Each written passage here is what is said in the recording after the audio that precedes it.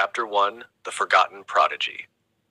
In the late 1940s, a young wizard named Edric Selwyn was born into one of the oldest pure-blood families in Britain. Unlike his more famous relatives, who aligned themselves with blood purity movements, Edric was fascinated by alchemy, the ancient magical discipline that had long been overshadowed by modern magic.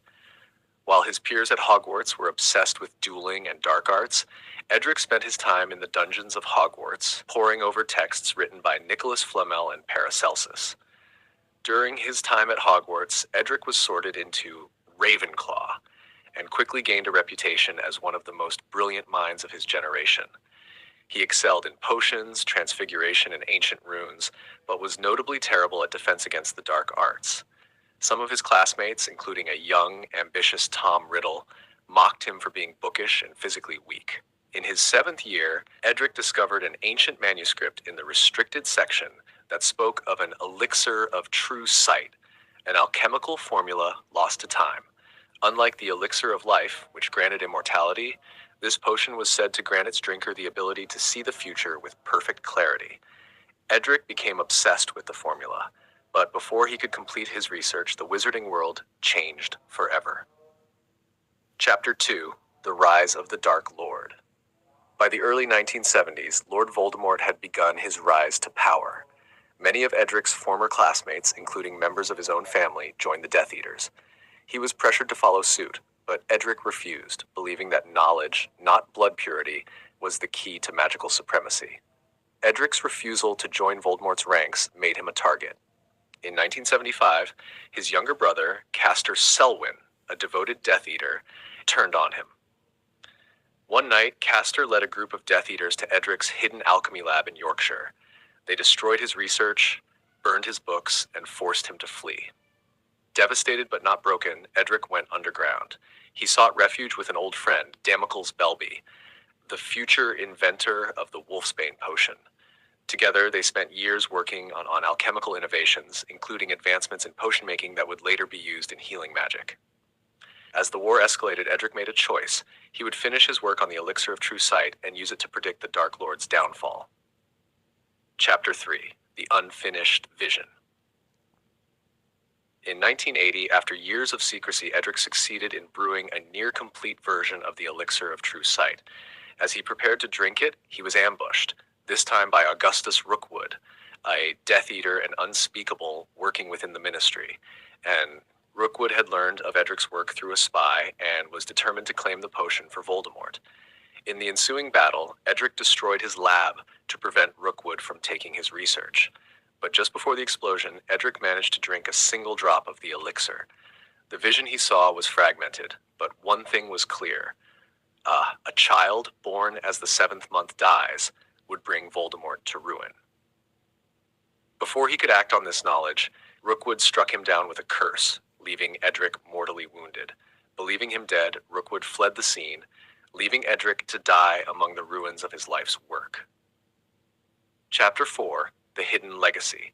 But Edric did not die. He was discovered, barely alive, by an old colleague, Professor Horace Slughorn, who secretly nursed him back to health.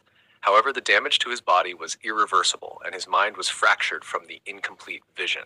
For the next several years, Edric lived in obscurity, unable to recall all of what he had seen. He lived as a recluse, occasionally resurfacing in the 1990s when he assisted Damocles Belby in perfecting the Wolfsbane potion. When Voldemort returned in 1995, Edric felt the echoes of his unfinished vision return.